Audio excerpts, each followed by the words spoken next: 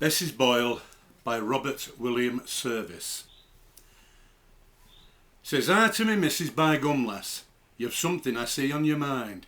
Says she, you're right Sam, I've something, it happens it's on me behind. A boil as 'ud make Job jealous, it hurts me no end when I sit. Says I, go to hospital missus, they might have to cut it a bit. Says she, I just hate to be showing the part of me person it's at. Says I, don't be fussy, them doctors see sights more horrid than that. So Mrs. goes off togged up tasty, and there at the hospital door they tells her to see house doctor, whose office is room 34. So she hunts up and down till she finds it, and knocks, and a voice says, come in. And there is a handsome young fella in white from his heels to his chin. I've got a big boil, says me missus. It hurts for fair when I sit. And Sam, that's me husband, has asked me to ask you to cut it a bit. Then blushing she plucks up her courage and bravely she shows him the place, and he gives her a proper inspection with heaps of surprise on his face. And then he says with an accent of Scotland, with your hair is a bile I can feel, but you'd better consult the heat doctor. They call him Professor O'Neill. He's special for biles and carbuncles. You'll find him in room 63. No charge, ma'am. It's been a rare pleasure. Just tell him you're coming from me. So Mrs. she thanks him politely and hunts up and down as before, till she comes to a big handsome room with Professor O'Neill on the door. Then once more she plucks up her courage and knocks, and a voice says, all right.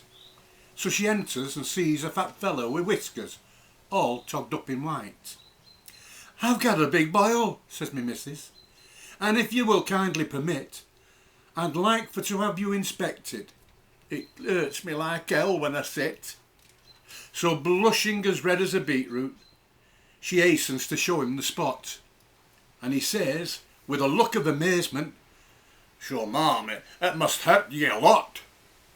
Then he puts on his specs to regard it, and finally says with a frown, I'll bet it's as sore as the devil, especially when you sit down. I think it's a case for the surgeon.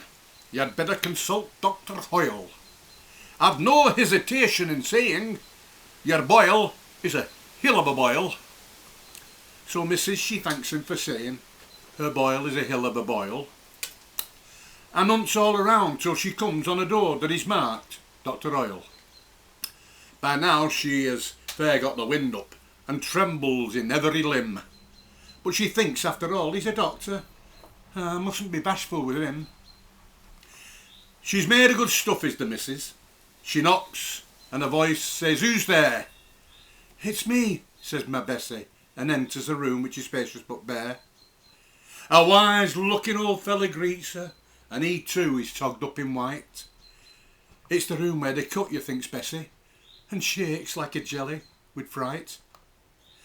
I got a big boil, says me missus, and if you're sure you don't mind, I'd like you to see it a moment. It hurts me, 'cause it's behind. So thinking she'd better get it over, she hastens to show him the place. And he stares at her kind of surprised like, and gets very red in the face. But he looks at it most conscientious, from every angle of view. Then he says with a shrug of his shoulders, poor lady, I'm sorry for you. It wants to be cut out, but you should have a medical bloke do that.